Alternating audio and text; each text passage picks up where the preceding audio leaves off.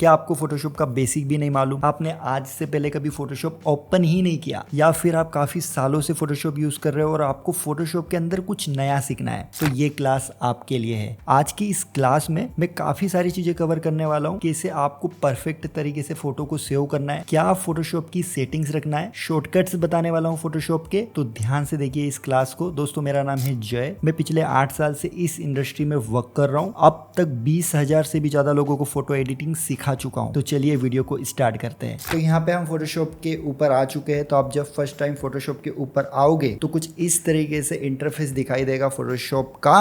तो यहाँ पे आपको काफी सारे ऑप्शंस मिलते हैं। यहाँ पे आपको जो है टूल बार मिलता है, ऊपर काफी सारे जो है प्रॉपर्टीज वगैरह मिलती है, प्लस यहाँ पे भी आपको काफी सारे पैनल्स मिलेंगे, नीचे भी काफी सारे पैनल्स मिलेंगे। तो इनको देख के एकदम ऐसा नहीं करना है कि यार हम नहीं सीख पाएंगे, ऐसा सोचना नहीं है, क्योंकि यहाँ पे हम काफी सारी चीजें सीखेंगे और इसको आसान बनाने वाले, राइट। देखिए सबसे पहला काम, हम यहाँ पे फाइल पे जाते हैं और यहाँ पे हम ओपन के ऊपर क्लिक करते हैं। तो यहाँ से हम जो भी हमें इमेज ओपन करना है उसको हम ओपन कर सकते हैं और यहाँ पे हमें एक न्यू वाला ऑप्शन मिलता है जहाँ पे हम ब्लैंक डॉक्यूमेंट बना सकते हैं, राइट। जैसे मैं यहाँ पे क्लिक करता हूँ न्यू के ऊपर, तो यहाँ पे हम हमारे हिसाब से जो भी हमें डॉक्यूमेंट बनाना है, लाइक हम यहाँ पे पिक्सल्स में बना सकते हैं, इंच में बना सकते हैं। जैसे हम यहाँ पे अभी इंच में बनाते हैं, तो यहाँ पे मैं 4x5 का एक डॉक्यूमेंट बनाने वाला हूँ और इसका जो रेजुलेशन में रखने वाला हूँ वो रखना चाहता हूँ 300 का। एंड कलर प्रोफाइल के ऊपर हम यहाँ पे रख देते हैं sRGB 2.1। अब ये जो sRGB 2.1 क्या होता है, ये ना एक कलर सेटिंग है, ऐसा मान के चलो। तो ये हमें 2.1 ही रखना होता है यदि हम डिजिटल काम कर रहे हैं तो आपको ये 2.1 रखना है। एंड ओपन के ऊपर या फिर क्रिएट के ऊपर हमें यहाँ पे क्लिक करना है। तो यहाँ पे हमारा जो है डॉक्यूमेंट बन चुका है। या फिर हमें कोई इमेज ओपन करना है तो हम यहाँ पे फाइल के ऊपर क्लिक करेंगे और ओपन के ऊपर क्लिक करेंगे और यहाँ से हम कोई भी इमेज ओपन कर सकते हैं। जैसे एग्जाम्पल के लिए मैं ये वाला इमेज ओपन कर रहा हूँ, तो ये इमेज यहाँ पे आ चुका है। अब हमारे पास में इमेज आ चुका है।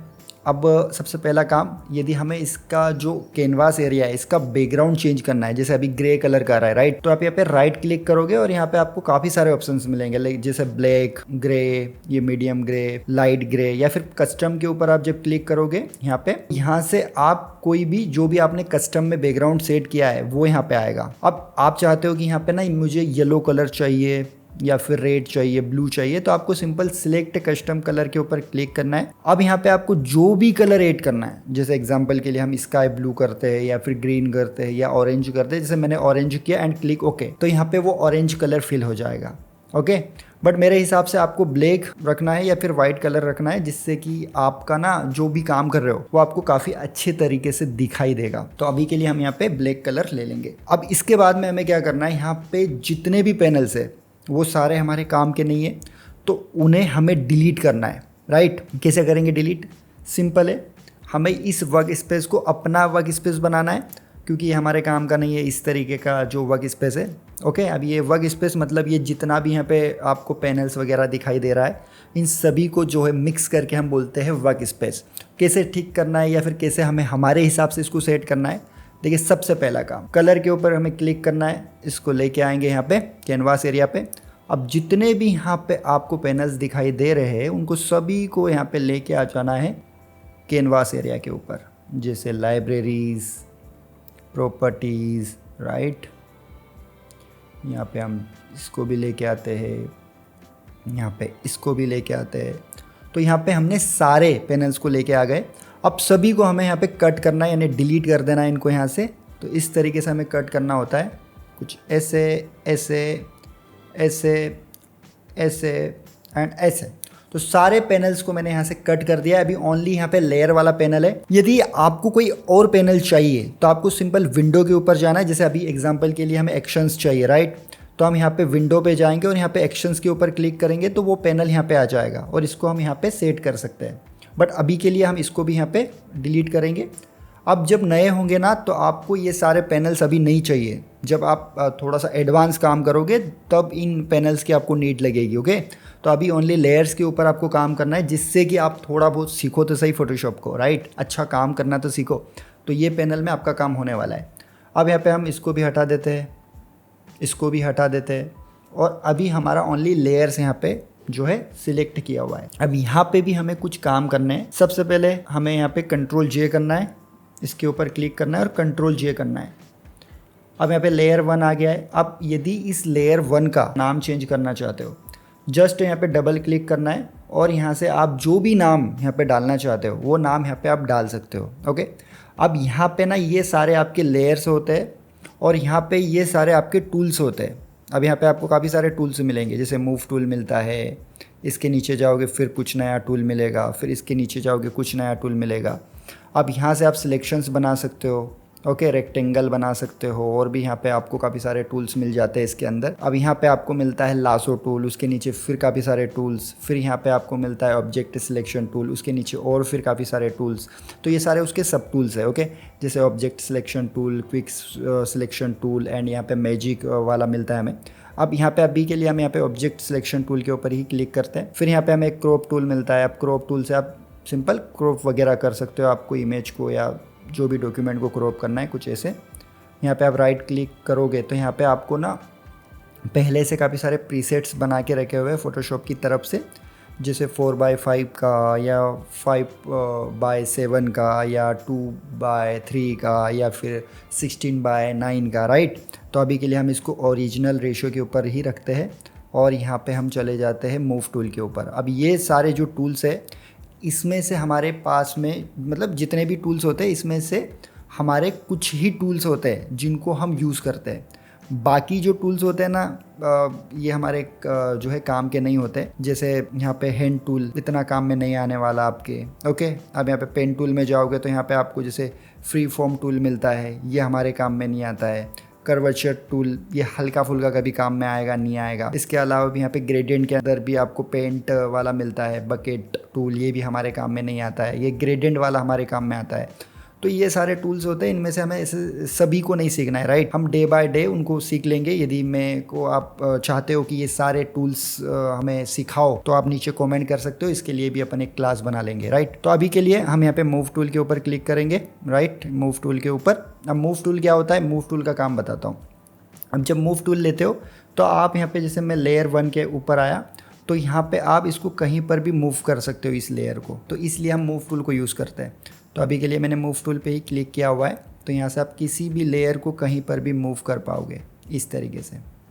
एंड इसको अभी के लिए हम वापस से सेट कर देते हैं। अब यहाँ पे ना ये जो लेयर्स होते हैं इसके नीचे भी आपको काफ़ी सारे ऑप्शंस मिलेंगे। अब सबसे पहले हम यहाँ पे कुछ सेटिंग्स कर लेंगे। जैसे हमें राइट क्लिक करके यहाँ पे हम ना कलर्स को ऐड कर सकते हैं, जैसे रेड, ऑरेंज, येलो, ग्रीन, जो भी कलर्स आपको डालना है वो सारे कलर्स आप यहाँ पे डाल सकते हैं। जैसे एग्जांपल के लिए हम डालते हैं मेजेंटा, तो यहाँ पे मेजेंटा कलर दिखाई देगा। अब यहाँ पे ये जो कलर्स आप ऐड करते हो, ऐसा नहीं कि आपको ऐड नहीं करोगे तो आपका काम नहीं होगा, ये ऑप्शनल है। ये क्यों ऐड करते हैं, ताकि आपका जो वर्क फ्लो आप बना रहे हो, मतलब जो भी आप काम कर रहे हो, जो लेयर्स है वो काफ़ी अच्छे से दिखाई दे, राइट। यदि आप प्रोफेशनल काम करना चाहते हो तो आपको आदत डालना है ये कलर्स को ऐसे सेट करने की। तो अभी के लिए हम यहाँ पे ले लेते हैं ऑरेंज। अब फिर आपको क्या करना है, यहाँ पे आपको ना ये जो लेयर वाला थंबनेल दिखाई दे रहा होगा, ये काफ़ी छोटा दिखाई दे रहा है, तो हमें यहाँ पे राइट क्लिक करना है और इसको लार्ज थंबनेल के ऊपर क्लिक करना है। अब यहाँ पे ना आपको काफ़ी सारे ऑप्शंस मिलते हैं, जैसे no thumbnails, small thumbnails, medium या लार्ज। तो ये डिफ़ॉल्ट में स्मॉल थंबनेल के ऊपर क्लिक किया होता है। तो हमें यहाँ पे राइट क्लिक करना है, उसको लार्ज थंबनेल्स के ऊपर क्लिक करवाना है, जिससे कि जो है थंबनेल्स काफ़ी बड़े दिखे, जिससे हम अच्छा काम कर पाए। ओके, तो हमें यहाँ पे लार्ज थंबनेल के ऊपर क्लिक करना है। अब यदि हमें इसका नाम चेंज करना है, यहाँ पे डबल क्लिक करके हम यहाँ पे नाम दे देते हैं मेन लेयर। ओके, तो यहाँ पे डाल देते हैं मेन लेयर, तो यहाँ पे वो नाम आ चुका है। अभी हम क्या करने वाले हैं, अभी हम यहाँ पे ना जितने भी यहाँ पे नीचे के जो है ऑप्शन है उनको देखते हैं। देखिए सबसे पहले हम यहाँ पे देखते हैं ये वाला, तो ये है डिलीट वाला ऑप्शन। यदि हमें इस लेयर को डिलीट करना है तो सिंपल ये वाले बटन के ऊपर क्लिक करना है, तो वो जो लेयर होगा वो डिलीट हो जाएगा। अब जो हमने डिलीट कर दिया, यदि उसको वापस लेके आना है तो हमें कीबोर्ड से Ctrl+Z के ऊपर क्लिक करना है, वो वापस आ जाएगा। अब यहाँ से तो हमने डिलीट करना सीख लिया, यदि हमें कीबोर्ड से डिलीट करना है तो हमें हमारे कीबोर्ड से डिलीट की दबाना है। तो देखो यहाँ पे डिलीट हो चुका है। वापस लेके आना है, हम यहाँ पे क्लिक करेंगे Ctrl+Z के ऊपर, तो वो वहाँ यहाँ पे वापस आ चुका है, राइट। इसके बाद में हमें यहाँ पे एक जो है ऑप्शन मिलता है न्यू लेयर लेने के लिए। तो यहाँ पे यदि मैं क्लिक करूँ तो देखो यहाँ पे ना एक नया लेयर आ गया है और उसका नाम है लेयर 1। यदि मैं यहाँ पे वापस से क्लिक करूँ तो यहाँ पे आ गया है लेयर 0। यहाँ पे वापस लेयर 0 नहीं, लेयर 2। यहाँ पे वापस से क्लिक करूँगा, यहाँ पे आ जाएगा लेयर 3। यहाँ पे वापस से क्लिक करूँगा, यहाँ पे आ जाएगा लेयर 4। अब यदि आपको यहाँ से लेयर्स लेके आना है, आप यहाँ से लेके आ सकते हो, या फिर हमें यहाँ से नहीं लेके आना है, हमें ओनली कीबोर्ड के शॉर्टकट से लेके आना है। तो उसके लिए हमें क्या करना पड़ेगा, हमें करना पड़ेगा कंट्रोल शिफ्ट एन दबाना पड़ेगा। क्या दबाना पड़ेगा, कंट्रोल शिफ्ट एंड ओके। तो यहाँ पे वो लेयर आ जाएगा, राइट। तो आपके पास में दो काम है, या तो आप यहाँ से नया लेयर ले लो या फिर कंट्रोल शिफ्ट एन दबा दो, उससे भी आपका नया लेयर यहाँ पे आ जाएगा। तो अभी मैं इन सभी को ना तीनों को एक साथ डिलीट करना चाहता हूँ। कैसे करूँगा, सिंपल यहाँ पे क्लिक करना है, शिफ्ट की को होल्ड रखना है, अपने कीबोर्ड से शिफ्ट की को होल्ड करके रखना है और यहाँ पे जितने भी लेयर्स को आप सिलेक्ट करना चाहते हो, जैसे मैं यहाँ से यहाँ तक के लेयर्स को सिलेक्ट करना चाहता हूँ और सिंपल अपने कीबोर्ड से डिलीट की दबा दूंगा, तो वो सारे यहाँ पे जो है डिलीट हो जाएंगे। या फिर आप यहाँ से डिलीट की के ऊपर क्लिक करोगे तो वो जितने भी हमने सिलेक्ट किए थे वो सारे डिलीट हो जाएंगे। अब उसके बाद में हमें ऑप्शन मिलता है ग्रुप का। अभी ग्रुप वाला क्या होता है, जैसे कि मान के चलते हैं कि हमें लेयर वन से लेयर 3 का एक ग्रुप बनाना है, तो मैं यहाँ पे क्लिक करूंगा और शिफ्ट होल्ड करके यहाँ पे इसको सिलेक्ट करूंगा और यहाँ से ग्रुप के ऊपर क्लिक करूंगा तो उसका एक ग्रुप बन जाएगा। ग्रुप का सिंपल मतलब होता है कि जितने भी लेयर्स है उनको आप एक लेयर में बना सकते हो। ग्रुप का ये मतलब होता है, आप ऐसे समझो।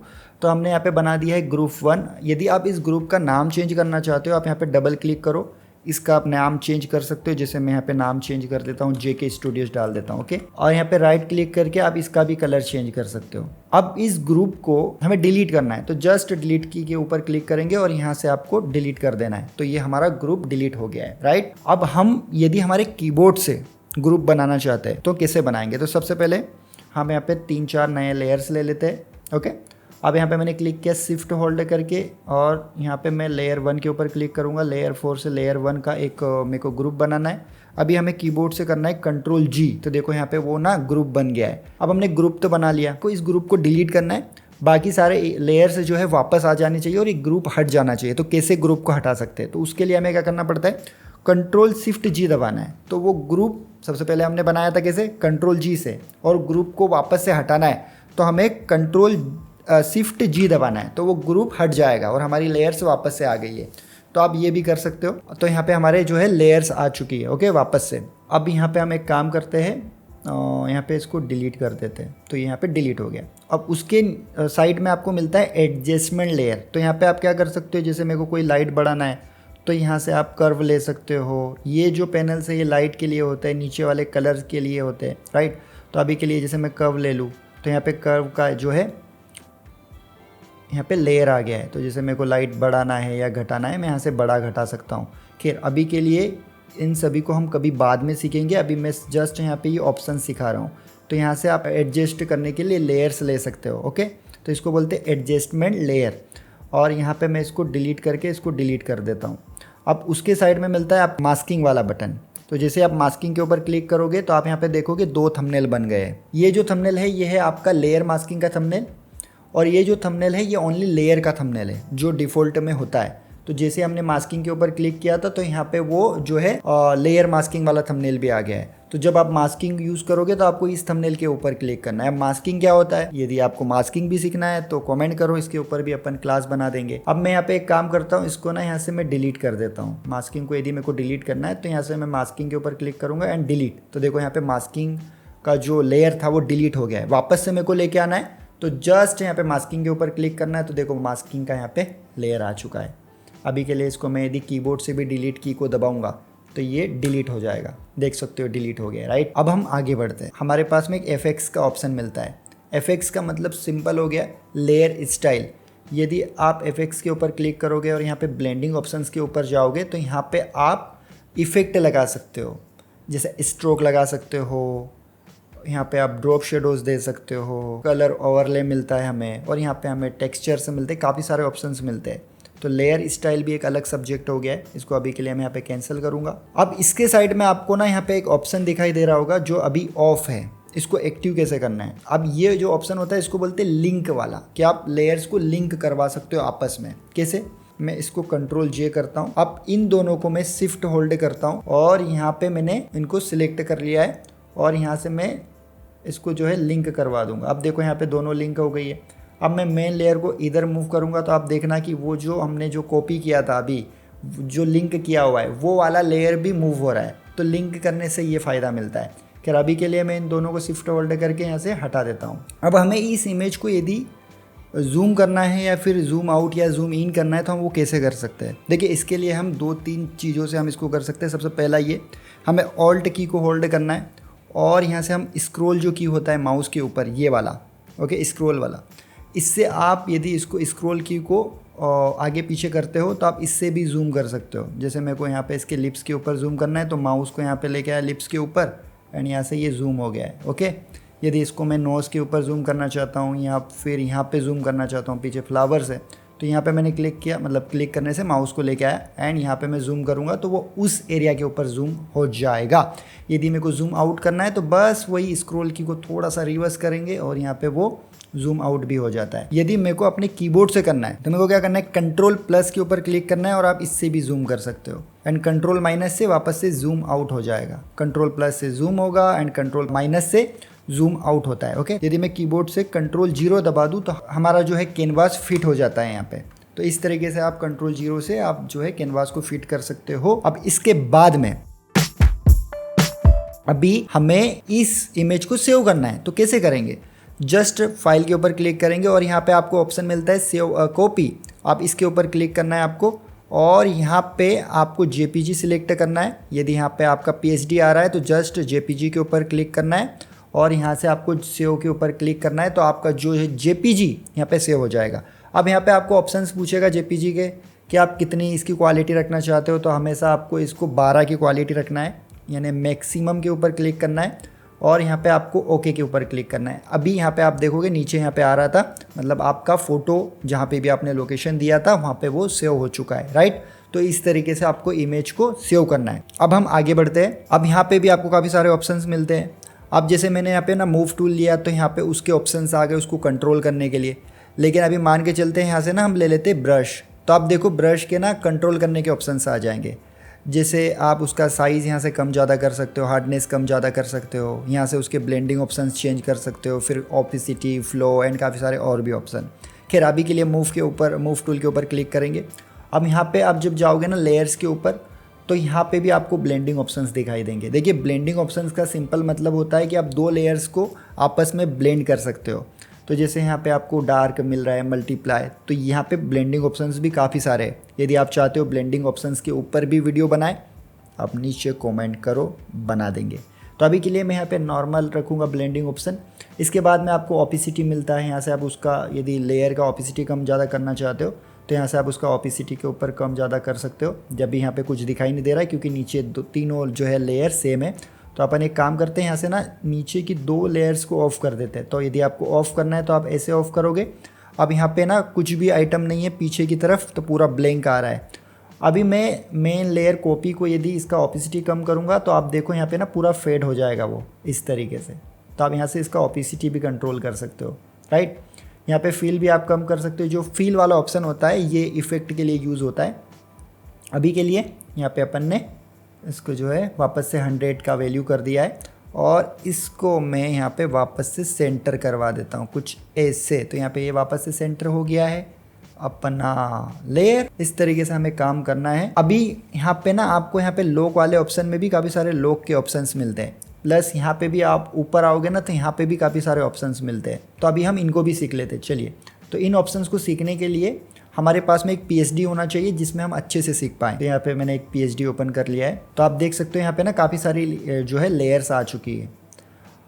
अब यहाँ पे हम सबसे पहले ये वाले ऑप्शन देखते हैं। देखिए यहाँ पे ना जो सबसे पहला वाला ऑप्शन मिलता है, जैसे मैं इसके ऊपर क्लिक करूँगा तो जितनी भी पिक्सल्स वाली इमेजेस है वो सारी यहाँ पे शो होने लग गई है। अब मैं इसको यहाँ पे ऑफ करता हूँ और यहाँ पे मैं इसके ऊपर क्लिक करूँगा। ये एडजस्टमेंट लेयर, जितनी भी मेरी इस वर्क फ्लो में एडजस्टमेंट लेयर्स है वो सारी यहाँ पे आ जाएगी। जैसे मैं क्लिक करूँगा तो आप देखो कि जितनी भी एडजस्टमेंट लेयर्स थी वो यहाँ पे दिखाई दे रही है, राइट।